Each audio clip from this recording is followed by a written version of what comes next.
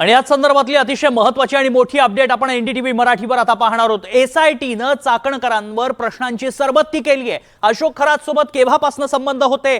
शिवनिका संस्थांवरती असताना सगळ्या प्रकरणात खरात माहिती होता का, असे सवाल एसआयटीनं चाकणकरांना विचारले। अशोक खरात सोबत ज्या पूजाविधी करण्यात आले ते नेमके कोणते होते, असे सवाल एसआयटीनं केलेत। यासह अनेक सवाल केलेले पाहायला मिळत आहेत आणि याच संदर्भातली अधिक माहिती जाणून घेऊयात। आमचे प्रतिनिधी राहुल बाग क्षणाक्षणाची अपडेट आपल्यापर्यंत पोहोचवतायत। राहुल, एसआयटीनं काय काय प्रश्न विचारलेत, प्रश्नांची सरबत्ती केल्याचं कळतंय, काय घडलंय?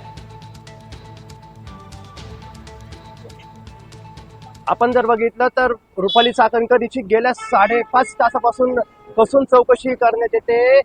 तेजस्विनी सातपुते या संपूर्ण प्रकरणाची चौकशी करतायत आणि रुपाली चाकणकर यांच्यावर एसआयटी कडून प्रश्नांची सरबत्ती केल्याचं दिसून येते। अशोक खरात सोबत केव्हापासून संबंध होते? शिवनिका संस्थांवर असताना या सगळ्या खरात प्रकरणाची माहिती होती का? एसआयटीचे चाकणकरांना या संदर्भात सवाल हे विचारण्यात आलेले। तसेच अशोक खरात सोबत ज्या पूजाविधी केल्या गेल्या त्या नेमक्या कोणत्या होत्या?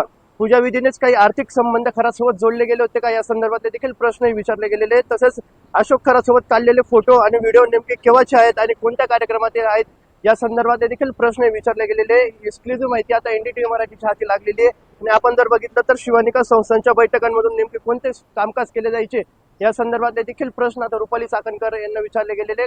खरं तर आपण जर बघितलं तर तब्बल गेल्या 5.5 तासांपासून रुपाली चाकणकर यांची कसून चौकशी केली जाते आणि त्यांच्यावर आता मोठ्या प्रमाणात प्रश्नांची सरबत्ती केली जाते। तसेच इतर राजकीय मंडळींचे मंदिरात ये-जा होते ते नेमके कोणाच्या सांगण्यावरून येत होते, खरात संबंधित आर्थिक व्यवहार कोणकोणत्या बँक अकाउंटमध्ये करण्यात आले याची देखील चौकशी ही रुपाली चाकणकर यांच्याकडून करण्यात येते। एकंदरीत जर आपण बघितलं तर गेल्या 5.5 तासापासून सुरू असलेल्या चौकशीमध्ये रुपाली चाकणकर यांच्याकडून एसआयटी कडून चांगलीच प्रश्नांची सरबत्ती केल्याचं आपल्याला दिसून येते। तन्मय, राहुल, आता यापुढे किती तास लागू शकतात, किती तास ही चौकशी सुरू राहू शकते आणि यात रुपाली चाकणकरांकडनं काही माहिती देण्यात आली ती समोर आली आहे का, किंवा खरात आणि चाकणकर यांना समोरासमोर बसवून चौकशी केली जाणार आहे का, या संदर्भात काही अपडेट्स?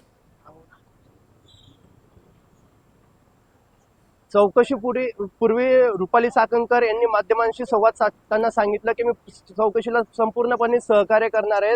तसंच चौकशी पूर्ण झाल्यानंतर लवकरच सर्वांच्या समोर सत्य हे बाहेर येणार आहे। तरी 5.5 तासापासून गेली ही चौकशी चालू आहे, त्यांच्यावरती प्रश्नांची सरबत्ती ही करण्यात येते। परंतु आता त्यांची चौकशी अजून किती काळ चालेल आणि हे अद्याप अस्पष्ट आहे। त्यांची चौकशी ही संपल्यानंतर या संपूर्ण प्रकरणामध्ये अजून किती त्यांना प्रश्न विचारण्यात आले होते आणि त्यातून काय काय खुलासे आता एसआयटीच्या हाती लागलेले ही माहिती त्यानंतरच समोर येणार आहे। नक्कीच धन्यवाद राहुल, आणि वेळोवेळी तुमच्याकडनं या संदर्भातले अपडेट जाणून घेत राहू।